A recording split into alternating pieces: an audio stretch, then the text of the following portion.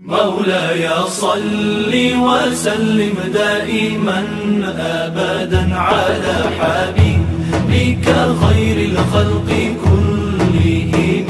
مولاي صل وسلم دائما أبدا على. السلام عليكم ورحمة الله وبركاته.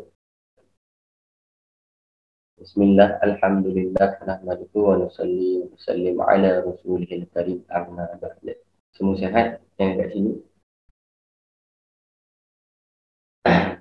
Alhamdulillah, syukur kepada Allah Subhanahu wa taala. Allah Subhanahu wa taala masih istiqomahkan lagi, teruskan lagi kita berada di dalam majlis sama-sama untuk kita belajar ilmu agama. Kita tengok di kalangan kita ada yang dulu ada tapi sekarang tak ada. Jadi kita kena pastikan yang sekarang ada nanti ada. Boleh kan ni? Boleh. Dulu ada, sekarang ada, jangan nanti tak ada. Teruskan. Dan yang dah ada sekarang, terus usaha untuk selalu ada. Bismillahirrahmanirrahim. Semua dah pastilah yang dalam grup tazkirah. Faham tak? Saya buat macam tu. Kalau nak buat apa nama dia? Macam tu je lah paling. Saya rasa okey. Faham tak? Faham.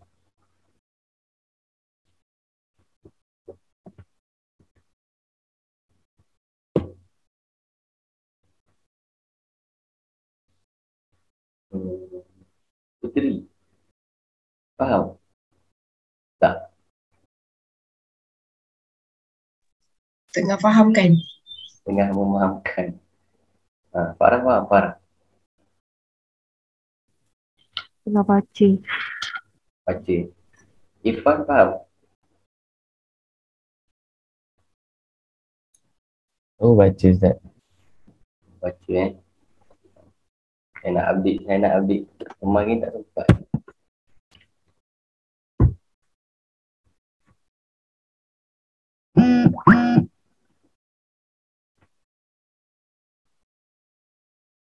Ada yang rasa nak jelaskan? Ada? Nak try? Try, tak ada masalah. Belajar salah tak ada masalah. Sebab tu penting dalam kehidupan kita ni, kita kena ada selalu niat untuk belajar. Kalau belajar, takkan ada orang boleh salahkan. Sehingga kan orang nak belajar bawa kereta, langgar orang, tak ada masalah untuk dia. Betul tak? Cikgu dia yang kena marah, yang kena saman. Ke tak tahu? Kalau ambil lesen, dia pergi langgar orang, siapa yang salah? Memang yang jelas-jelas salah yang orang tak kerti bawa kereta tu. Tapi dia boleh kena dakwa tak? Tak boleh jawab. Ozi, jawab dulu. Ya Ustaz. Macam mana? Kalau orang ambil lesen kita, lepas tu dia langgar orang. Tak pun dia pergi langgar apa benda yang tak sepatutnya dia langgar. Yang tu yang salah tu. Salah dia ke, salah cikgu ke, dimaafkan ke, tak boleh kena dakwa ke? Salah kita lah. Salah kita. Kita tak ada kat situ. Kejap Ustaz, pening, sabar. Kejap, macam mana? Dia ambil lesen kita. Dia ambil lesen kereta. Okey, dia ambil lesen kereta. Oh, saya ambil, okey, faham. Saya ambil lesen kereta, lepas tu? Awak ni. Saya tak bagi contoh awak. Orang lain. Okey, tak kisahlah. Saya ambil lesen kereta, lepas tu saya pergi langgar orang. Yang salah awak ke cikgu ke? Saya lah salah sebab saya tak belajar betul-betul. Tapi lepas tu awak boleh kena dakwa kan? Yelah, kenalah sebab dah ambil lesen semua. Yang ni awak jawab pakai ilmiah ke pakai awak punya kotak? Sekejap. Okay, sebagai Ayah tak saya orang lain ke Ustaz? Sebab saya tak belajar undang-undang yang tu. Siapa belajar undang-undang? Farah ke belajar undang-undang? Siapa? Tak ada kan? Siapa tahu? Kalau macam tu siapa kena? Ni. Siapa kena ni? Orang yang melanggar. Memanglah orang yang melanggar. Tadi kata orang bawa kereta dia langgar. Bukan dia ikut. dilanggar. Ikut kanun keseksaan Seksyen 2. Tu. Power lah.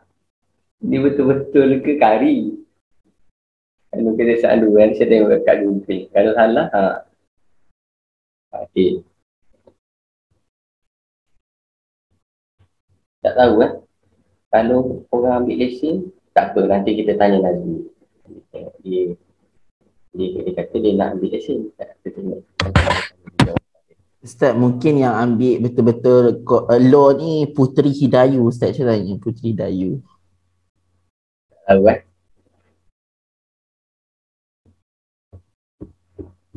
Okay, tak apa.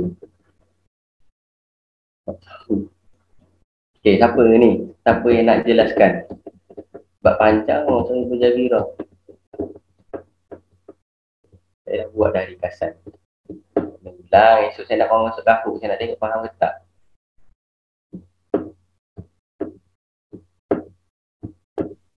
Ustaz bagi situasi lah, masa Ustaz pilih siapa-siapa untuk jawab.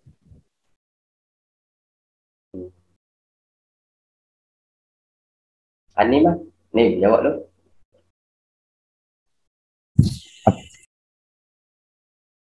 Terangkan Awak baca, lepas tu awak terangkan apa yang awak faham. Sekejap Jauh sikit mak dari mulut sakit dia. Tak tahu lah, laptop ni nak setting macam mana. Buat sangat benda ni. Nak pula kena salah. Dah tolong tak bayar. Aduh. Okey. Nombor 1, pembalut pada anggota tayamum, wajah dan tangan. Saya Okey. bagi daripada itu ke? Bukan saya bagi jabirah ataupun pembalut. Starting ni. Apa dia? Starting kat situ ke? Tolong jangan korupsi. Tolong jangan korupsi. Saya tulis detail-detail.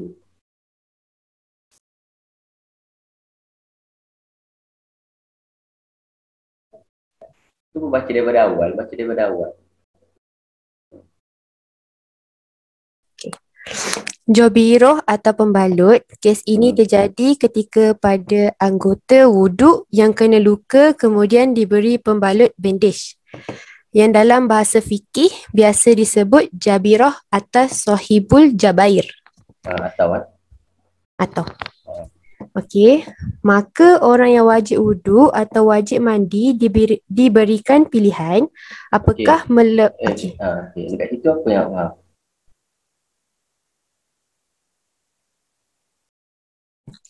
Dia ada dua pilihan, kan? Siapa tu wajib mandi ataupun wajib wuduk tu? Jabirah atas sahibul jabair. So, Sahibul Jabair tu bandage bagi pilihan kat dia buat apa? Tu marker orang. Orang bukan benda. Apa? Orang yang hadas kecil ataupun hadas besar. Okey, betul?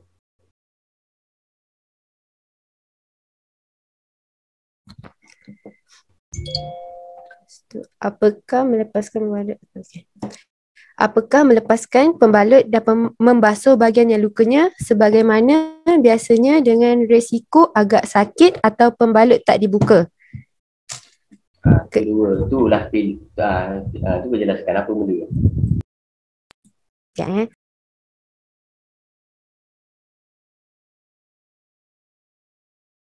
Okey.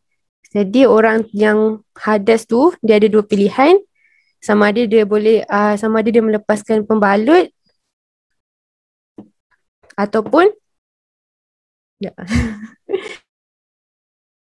ataupun dia biarkan je balut tu still dekat bahagian lukanya tu.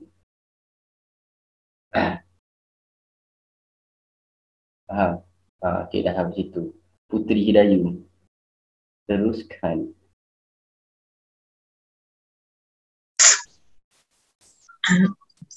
Masalah yang ada untuk orang yang pakai bandage ni, pembalut ada pada anggota tayamum.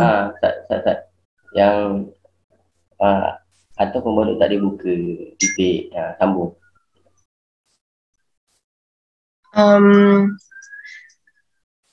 Membasuh bahagian yang lukanya sebagaimana biasanya dengan risiko agak sakit atau pembalut tak dibuka. Ketika pembalut tidak dilepaskan, maka ketika itu diperinci. Masalah yang terkait adalah pembalut ada pada anggota tayamum, iaitu wajah dengan anggota tangan. Bukan cara baca dia macam ni. Ketika pembalut tak dilepas, maka ketika itu dah diperinci. Masalah yang terkait adalah seperti berikut, titik dulu. Macam tu nak baca. Nak baca macam tu?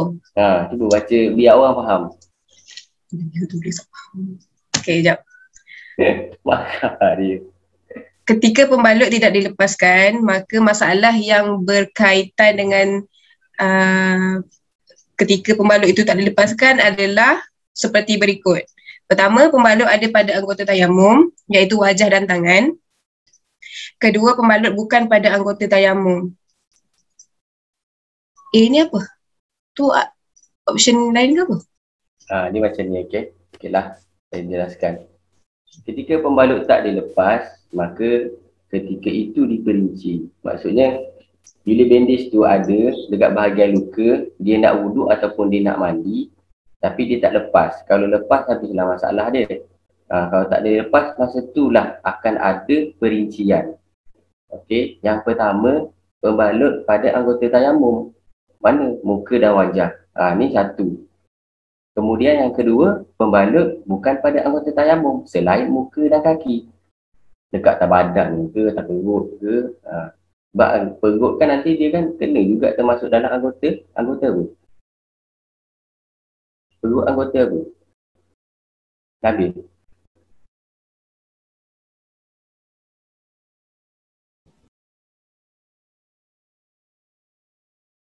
Belum ni Ustaz? Oh ya. Perut tu anggota apa? Anggota badan lah Ustaz. Cumanya bukanlah anggota tayamum semua. Anggota badan. Lepas tu kalau tangan dengan muka, anggota wuduk, anggota tayamum.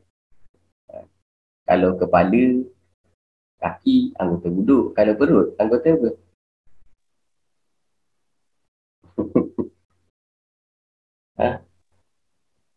Anggota apa? Lebih anggota apa?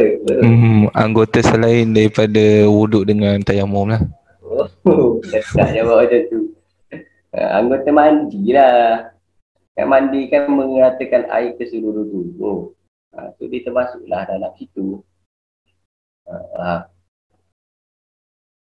Lepas tu dah satu kembali pada anggota tayamum, yang kedua pada bukan anggota tayamum.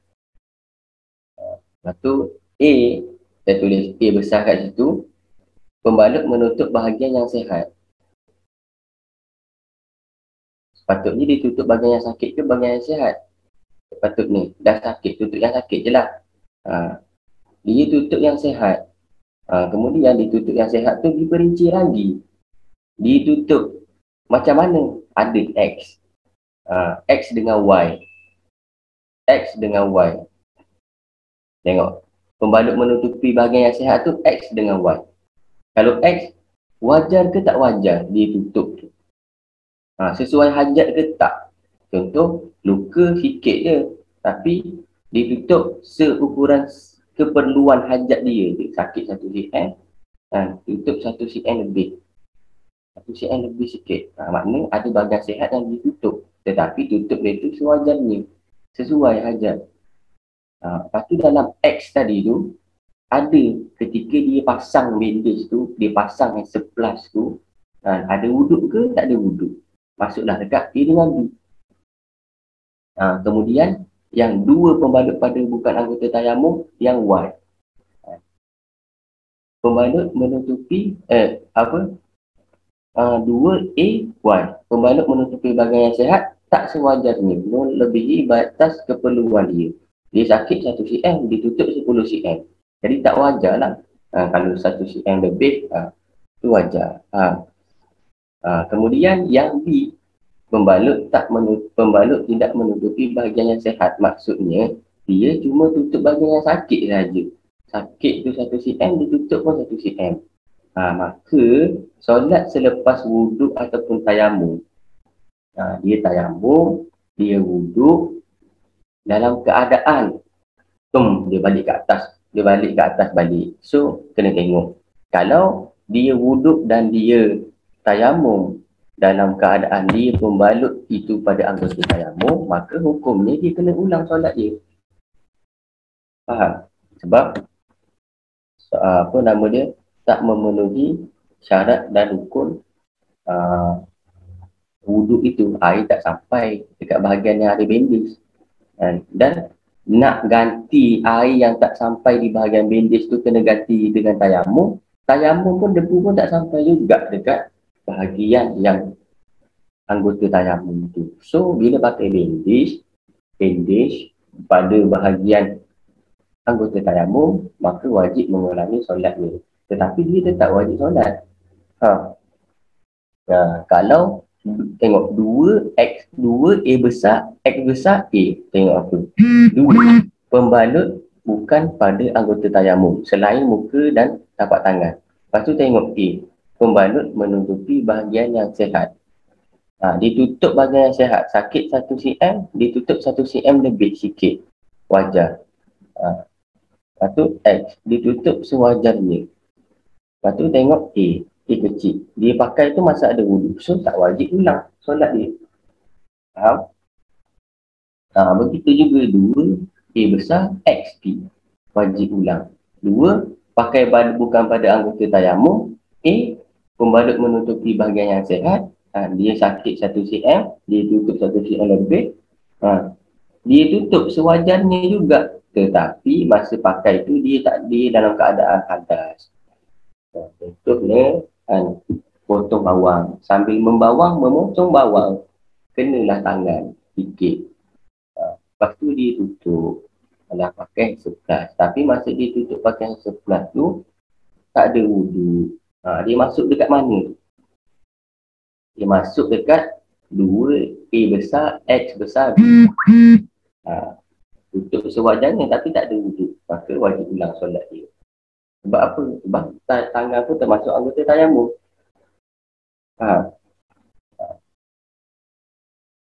Lepas tu yang berikutnya 2A besar Y.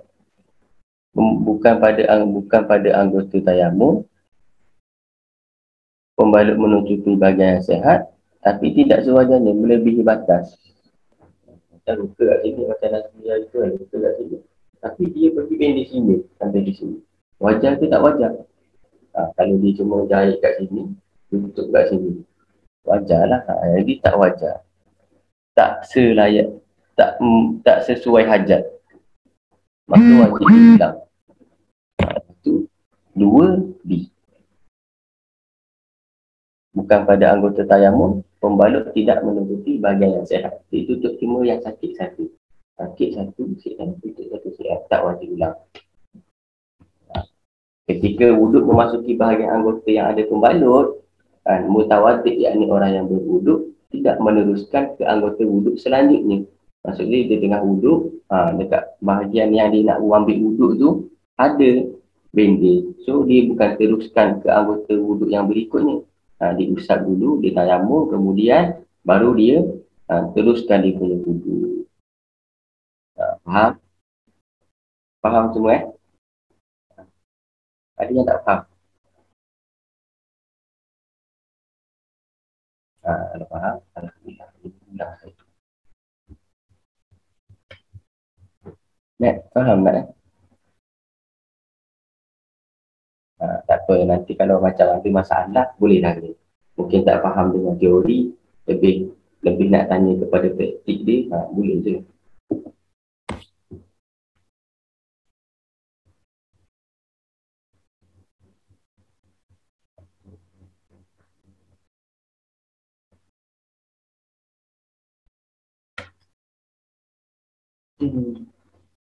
Wallahu a'lam. Faham eh? Kalau kita bilang isu aku hadis ni pasal baru.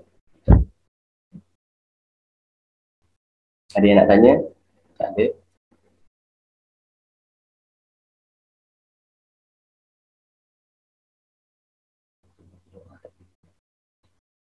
Ni.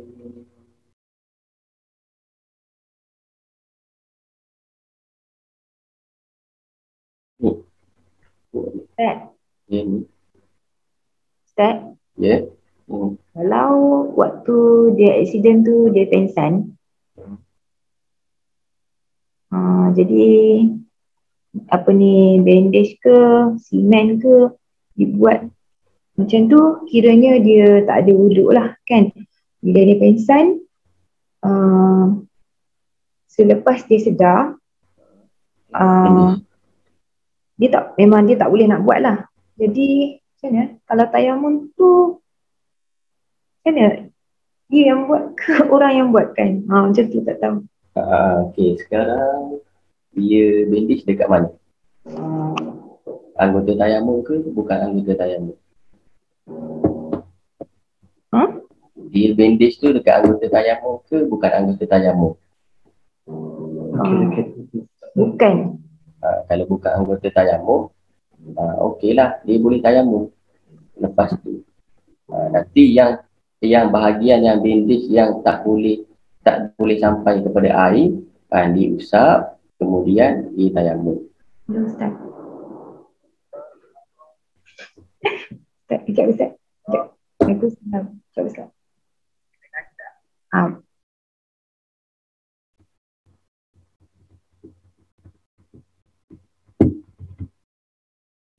Ada yang nak tanya lagi? Tak ada. Tadi tu soalan tu, dia accident, kemudian dia pingsan. Bila dia pingsan, so orang pingsan ni dia tak boleh dihukumi. Dia tak ada akal. Sebab orang mukallaf tu Islam bagi buat akal. Kalau dia pingsan dia berakal tak? Tak berakal kan? Tetapi untuk masalah wuduk, kan dulu kita pernah membahas, boleh tak? Macam contoh, saya ni nak wuduk, saya suruh yang minta tolong Anik ni, kau tolong ambil wuduk untuk aku. Boleh tak? Sah tak wuduk saya? Ni sah tak? Sah. Menyuruh orang lain untuk wuduk, pun sah je. Contoh dalam yang saya bagi keterangan bagi hari tu, ada 4 orang. Dia wudukkan seorang sekaligus. Sah ke tak? Sah tak? Tak sah lah. Serentak, tak tertib. Baru pusing sikit. Tapi kalau secara tertib, contoh saya duduk, Anik datang, bawa air, basuh muka, tangan, kepala, kaki, terangkat hadas kecil saya dengan sebab wuduk yang diambil oleh Anik.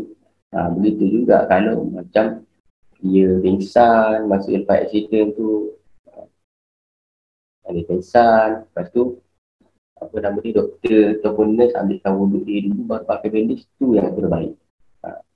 Faham? Jadi mudahlah sikit untuk dia. Lepas tu kalau dia tutup sewajar dia bandage tu, nanti dia tak perlu ulang solat. Tapi kalau dah kepada anggota tayamum, nak buat macam mana lagi, macam tangan di patah tu. Faham? Jadi macam tu lebih kurang lah.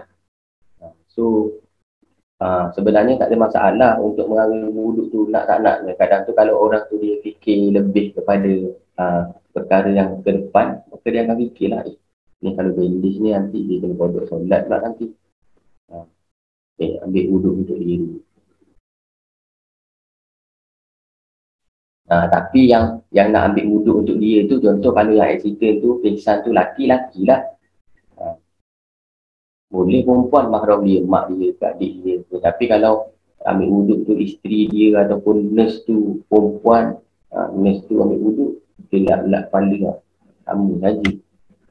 Tak jangkat juga andas dia. Faham?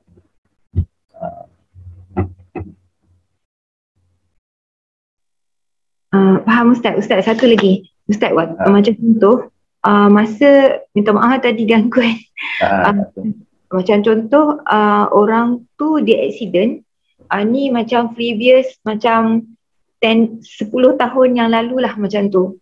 Jadi masa dia accident, dia memang pakai simen apa semua, lepas tu dia sedar. Tapi dia pergerakan dia tak boleh nak bergerak. Kita macam kita yang orang luar ni, kita tak tahu dia sedar. Koma lah. Apa dia? Macam koma. Koma. Ataupun dia boleh ni lah, dia boleh gerak-gerak mata, dia tak boleh cakap lah macam tu. Tapi maksudnya macam mana tu, dia memang tak boleh solat ke, apa dia punya kondisi dia Ustaz? Kalau orang yang koma, orang yang tak koma, dia kena wudukkan dia. Lepas tu dia solat lah, ikut gerakan mata. Kan sebenarnya kan kata masuk minggu depan lah masuk rukun solat. Di antara rukun solat tu adalah berdiri bagi yang mampu. Betul. Mungkin ada yang pernah tahu, berdiri bagi yang mampu. Kalau tak mampu, duduk. Kalau tak duduk, tidak baring. Kalau tak baring, dengan kedipan mata. Kedipan mata tu yang terakhir. Jadi Allahu Akbar, Allahu Akbar, Sami Allahu liman hamidah, Allahu Akbar. Dia boleh macam tu je. Nak kata begitu pentingnya solat tu sampai tak mampu, sampai dah tak boleh bergerak badan pun masih ada solution terakhir dengan kedipan mata. Kadang orang koma tu dia dengar apa yang kita cakap, tapi dia dah tak boleh nak gerak. Macam orang stroke, kalau orang stroke boleh dia atas sikit lah. Kalau orang koma yang boleh gerak mata. Kalau orang koma yang dalam kotak tu ada naik turun gerak dia tu nyawa dia hidup lagi kan, tapi dia memang dah tak ada dah, nak gerak tak boleh dah. Kalau yang ada lagi boleh gerak mata, so dia tetap kena gerak, kena solat. Kata penting solat tu. So ambilkanlah wuduk untuk dia, orang yang tak koma ni. Ambil wuduk untuk dia. Kalau tak ada apalah, contoh dia kalau macam ada, biasanya kalau kat hospital tu dia akan ada juga perkara yang menghalang anggota dia. Contoh macam ada jarum ke kan. Tapi kita kena bantu dia. Kalau dia tak solat Ustaz, masa tu dia tak solat, lepas tu sekarang dia hidup segar bugar, apa yang perlu dibuat? Sihat maksudnya sekarang. Sihat segar bugar dah, sekarang dia kena pondok lah solat dia tu. Sebab dia hutang dengan Allah Subhanahu Wa Taala. Hutang kena bayar. Semayang ni perkara wajib kan. Kalau kita tersampai tak solat, kita kena pondok.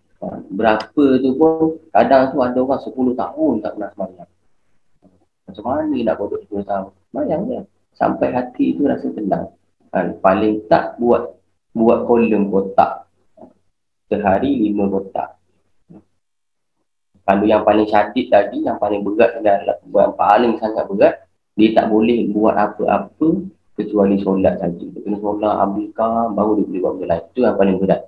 Tetapi biasanya orang akan buat, kalau yang saya tengok lah dekat Jawa sana, dia akan buat lepas semayang isyak.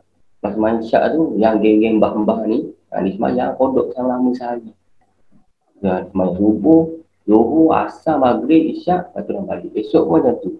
Jadi, sebulan, dia kodok sebulan. Sebulan, dia kodok sebulan. Kalau start dia kodok tu 10 tahun, kira dia kodok lah 10 tahun. Kalau seandainya dia mati di tengah-tengah tu, insyaAllah Allah Subhanahu Wa Taala terima lah, sebab dia niat dah untuk kodok semua, dan bukan cuma niat, dia laksanakan. Yang berat, yang bahayanya tu kita yang rasa tak ada kodok solat. Baik. Okeylah, mungkin itu saja pada hari ini. Semua dah baca doa.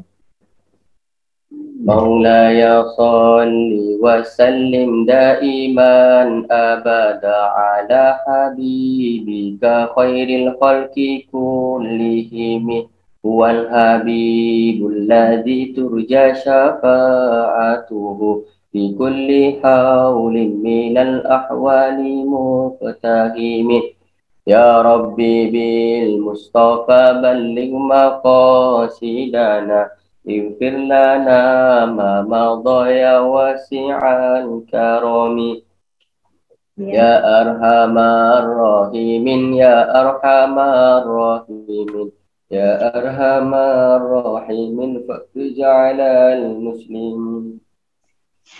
بسم الله الرحمن الرحيم. يا ربنا اعترفنا بأننا اقترفنا وآلنا أسرفنا على لظى أسرفنا فتب علينا توبة تغسل كل حوبة واستر لنا الأورات وآمن الروعات. يا ربنا اعترفنا بأننا اقترفنا وآلنا أسرفنا على لظى أسرفنا واغفر لي والدينا ربي ومولودينا والآل والإخوان وسائر الخلال. يا ربنا اعترفنا بأننا اقترفنا وآلنا أسرفنا على لظى أسرفنا فضلا وجودا منا باكتساب منا بالمصطفى الرسول نحظى بكل سول. Kurang lebihnya seperti itu. Ada yang baik datang daripada Allah Subhanahu Wa Taala, yang kurang baik datang daripada kelemahan diri saya sendiri. Saya minta mohon kepada Allah Subhanahu Wa Taala dan minta maaf kepada anda semua. Berjumpa petang ini. Bismillahirrahmanirrahim. Assalamualaikum warahmatullahi wabarakatuh.